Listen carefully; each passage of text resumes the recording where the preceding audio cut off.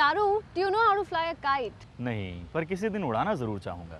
I too would love to fly a kite. A kite symbolizes freedom. बिल्कुल अमांद्रा, तभी तो 15 अगस्त को हम पतंगे उड़ाते हैं। हमारी सहयोगी दीप्ति ने ये जानने की कोशिश की कि आज़ादी की इन पतंगों की आखिरकार क्या कहानी है।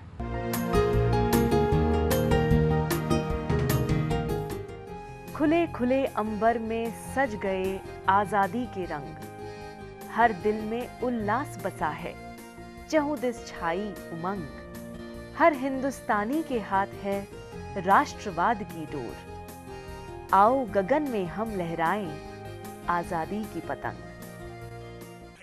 जब मैं पहल दिल्ली में रहने आई थी तो 15 अगस्त के दिन आसमान में रंग बिरंगी पतंगों को देखकर थोड़ा चौंक गई थी। बातों बातों में मेरी मकान मालकिन ने कहा था कि अगर कोई आज के दिन पतंग नहीं उड़ाता तो वो देशभक्त ही नहीं। उस वक्त मुझे उनकी ये बात थोड़ी अजीब लगी थी, लेकिन अब ऐसा नहीं लगता। वाकई दिल्ली में 15 अगस्त के दिन पतंग उड़ाने की अपनी अहमियत है। ये महज लोगों का शगल नहीं, बल्कि सचमुच आज़ादी से जुड़ा हुआ है। दिल्ली से बाहर के लोग भी मेरी तरह 15 अगस्त के दिन पतंगबाजी को देखकर थोड़े अचरज में पड़ सकते हैं। आखिर आज़ादी के दिन का पतंगबाजी से क्या संबंध हो सकता है? लेकिन अगर गौर से देखा जाए तो पतंगे आज़ादी का सच्चा प्रतीक हैं। हर इंसान बंधनों से आज़ाद रहना चाहता है, परिंदों जैसे हवा में उड़ना चाहता है, और पतंगे उसकी इसी तमन्ना को हकीकत में बदल देती हैं।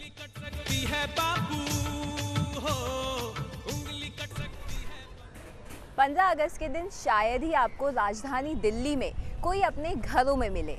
ये लोग मिलेंगे आपको अपने घरों की छतों पर, इसी तरह से पतंग उड़ाते हुए। राजधानी दिल्ली में 15 अगस्त के दिन पतंग उड़ाने का विशेष महत्व है।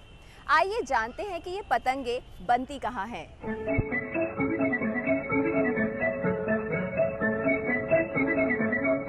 अब जब 15 अगस्त के दिन पतंगे उड़ाने का प्रचलन है तो यहाँ इसका एक बड़ा बाजार भी तैयार हो गया है।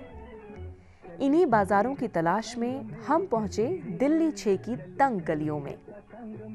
पुरानी दिल्ली के इस इलाके में पतंगों का कारोबार होता है। यहाँ 15 अगस्त के लिए जोर शोर से तैयारियां चल रही थी। कारीगर दिन रात की मेहनत से पतंगे बनाने में जुटे हुए थे। ऐसे ही एक मकान में जब हम पहुंचे तो हमने देखा कि एक परिवार खासकर 15 अगस्त के मौके पर अपना मुख्य काम छोड़कर 2 महीने पहले से पतंग बनाना शुरू कर देता है। विनोद जी, आप पतंग हमेशा बनाते हैं या अभी विशेष रूप से बना रहे हैं? विशेष रूप से। किस लिए बना रहे हैं? 15 अगस्त की तैयारी, बच्चों के लिए खुशी का मौसम। तो ये इसके लिए पतंग बनाने की क्या जरूरत है? पतंग उड़ाते हैं लोग, शो आज़ादी का दिन होता है ये, तो आज़ाद पतंग को उड़ा के आज़ाद की जाती है। दिल्ली के पतंगों के कारोबार की एक खास बात ये भी है कि यहाँ के आसमान में उड़ने वाली 90% पतंगे उत्तर प्रदेश के बरेली और राजस्थान की राजधानी जयपुर से बनकर आती हैं। यहाँ लगी ये अधिकतर दुकानें इसी मौसम में सजती हैं।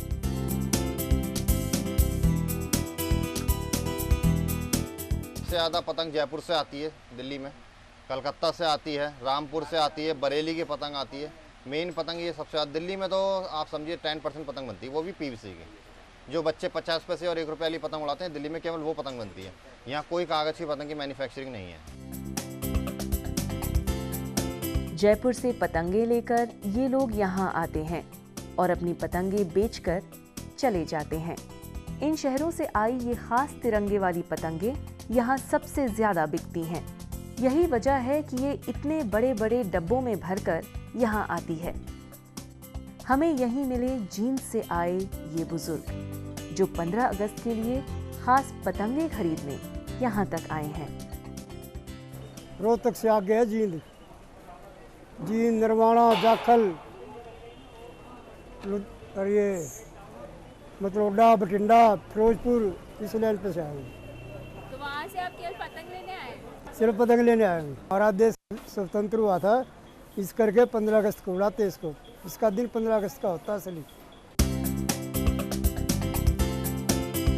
दिल्ली में ज्यादातर पन्नियों की पतंगें बनाई जाती हैं। यही नहीं, यहाँ तो कुछ विशेष पतंगें भी तैयार की जाती हैं, जिसे देखकर लोग हैरत में पड़ जाते हैं। देखिए, ये आदमकद पतंग हवा में उड़े तो लगे कि कोई विशालकाय परिंदा उड़ा जा रहा है, तो वहीं ये नन्ही सी पतंग जो आपके नाखूनों के बराबर की हो। भाई, इस तरह की कारीगरी कोई मामूली बात तो है नहीं। साथ ही इस हाईटेक राजधानी में कंडील पतंगों की जगह मिलते हैं ये इंडिकेटर, जो कि पतंगों में बनकर रात में चमकते हैं। पिछली 3 पीढ़ियों से पतंग के कारोबार में ही लगे हुए एक कारोबारी ने हमें बताया कि 15 अगस्त 1947 के दिन देश के पहले प्रधानमंत्री ने भी पतंग उड़ाकर खुशी का इजहार किया था।